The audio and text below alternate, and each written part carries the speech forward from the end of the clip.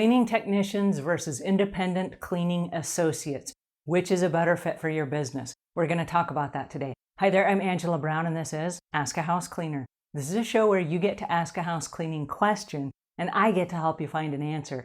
Now today's show is brought to us by housecleaning360.com. And if you are looking for independent cleaning associates, you can find them on housecleaning360.com. Here's the really cool part. There's even a place on there as a business owner where you can check that you are hiring. And then there's a place for you to write a description about the person you are looking to hire. So a person who wants a job at a cleaning company can do a search for their area, find a cleaning company, and look for the little boxes that say that you're hiring, and then do research on that company and say, hey, can I come work for your company? So it's an awesome way for somebody to pick up a cleaning associate on your local area.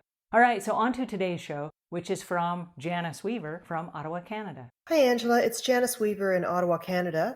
I have a question regarding whether to take on cleaning technicians as employees versus independent cleaning associates. There's obviously a lot less paperwork involved if you take them on as an associate. And if it doesn't work out, you just basically don't, give them any more projects. However, with having an employee, there are a lot of things to fill out here in Canada. It's CPP, it's EI. And my biggest concern is that once a person passes the 3-month probationary period, it's a lot more difficult to have them not working for you anymore. They can often go and file a grievance to some sort of an association. So anyway, just would like your opinion on which you think is the better option. All right, Janice, that is a great question. Should you hire cleaning technicians that are employees versus independent cleaning associates? Now, my suggestion would be that you are going to hire both. So this goes back to the question, do you work on your business or in your business? So there is a time when you are the business, okay? You are in the business. You are the cleaning technician. And then as your business expands and you start to outsource other things, the key word here is outsource. So as you expand your business, you're going to outsource. Now, there are pros and cons with hiring a cleaning associate versus a cleaning employee. A cleaning associate or an independent contractor is someone that runs their own cleaning business and you are one of their clients. If you are one of their clients, you have to run their business their way. You do not get to articulate, oh, you've got to wear my company uniform and you have to be here at a certain time and you know all the rules. There are a whole bunch of rules and regulations that go with an employee versus an independent contractor. So if you're going to hire a cleaning associate from the outside, you are outsourcing some of your cleaning, at which point you're acting almost as a franchisor so that you are giving them some business and you are making a small percentage of what they earn versus where you have a cleaning company and you are in charge of the bidding and the contracts and all these things. And then you just send this person on the job and they report back to you at the end of the day and you give them a payroll and you take out their taxes. With the independent contractor, you pay them, they send you an invoice and you give them the payment and then they pay their own taxes and all those other things. So you are acting as just kind of a franchisor to your independent contractors or your cleaning associates. So there are pros and cons. As your business grows, you're going to use lots of different avenues for outsourcing. So the time may come when you hire a virtual assistant, which is not what we're talking about at all, but it is somebody who helps you in your business and they may not even live in the same country as you. And so you outsource it to a virtual assistant who is somewhere else and they might answer your phones, they might do your social media, they might do other things. So you have that. Then you may say, well, there are certain elements of my business that do not cater to an employee. And you're right, there's a lot of paperwork with having an employee, and there's a lot of management that goes along with having an employee. Your job as the boss is to make sure that your employees show up every day, and that they show up with a spectacular attitude, and that they look like they're part of your brand, and that their cleaning supplies are up to par and in meticulous condition.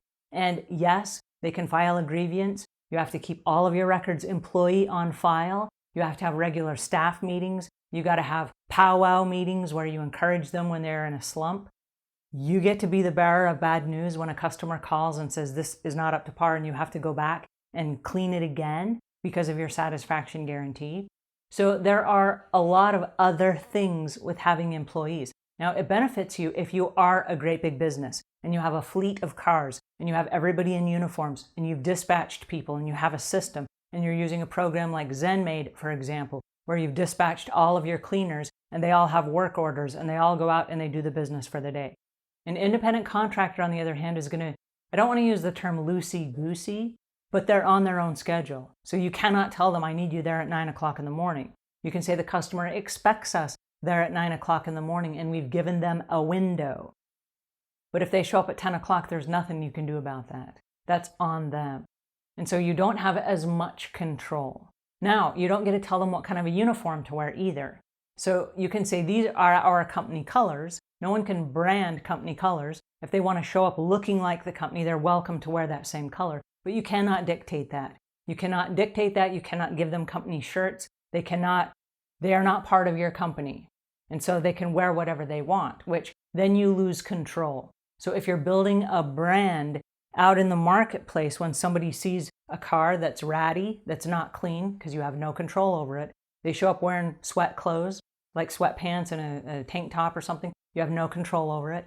There are elements of that part of the business that you do not get to control. So you may want to split up your business in a variety of different ways. You may say, all of our commercial cleaning that happens after midnight, it's going to independent contractors. We don't care what they wear, we just care that they show up during the night, that they do the job, and in the morning when the office is open, the businesses are clean. That's fine. We're not regulating that. But if you are inside someone's home and you're in a neighborhood and you have 2 or 3 people working together, you're going to want those to be employees. You're going to want them to be part of your company brand. There's also another element of the business that is booming right now, and that's the VRBO, vacation rental by owner, and the Airbnb industry, where people are renting out rooms of their houses as their kids grow up and go off to college for guests coming in from out of town. And they need to turn those rooms every single day. And so for turnover service, you may hire an independent contractor where you say, listen, I know you're a mom and you have kids of your own that go to school, from 8 in the morning until 2. And so during that window of 10:30 to 3, where the customers are checking out and new customers are checking in at these Airbnbs, you may want to dispatch an independent contractor to just take that job. They don't have the full schedule to give you that a regular employee might have. So there are pros and cons. And my suggestion would be, look at all the different elements and say, are we going to focus on the Airbnb industry? Are we going to focus on residential cleaning? Are we going to focus on commercial cleaning? And then figure out who is going to be the best fit for those different areas. And you may actually have 3 facets of your business, and you may have 3 different types of people that you hire, as well as hiring virtual assistants that will do your search engine optimization and your websites and all these other things. So you may end up outsourcing elements of your business as you build your empire. And you're going to have a variety of different team members. And some of them will be part-time, some of them will be full-time, some of them will be independent contractors, some people may be employees. So it really depends on what facet you're building at the time. But my suggestion to you would be open to all of the possibilities. Because at any moment you may say, hey, we're opening a whole new leg of our business and we don't have enough work for full-time employees right now. But right now we're going to hire, like you say, independent cleaning associates that we will hire for the job, and we will give them a trial run and see how they work out. And if they work out great, we will continue service with them. And there may come a time when somebody wants to go full-time with your company and they switch and they become an employee. And if that's the case, of course, you'll change all the paperwork and you'll switch them from an independent contractor to an employee, providing they don't have other business and they're not still running other business outside your business. Because if they are an independent contractor, they must have other business besides you. So, like I say, there are rules and regulations. It really depends on what you're trying to do in your business. But if your business is growing, be open to all of the possibilities, because there are a whole bunch of different ways that you can spin this, and in a lucrative way that blesses your business as you bless the lives of the customers that you serve. Alrighty, that's my 2 cents for today. Until we meet again, leave the world a cleaner place than when you found it.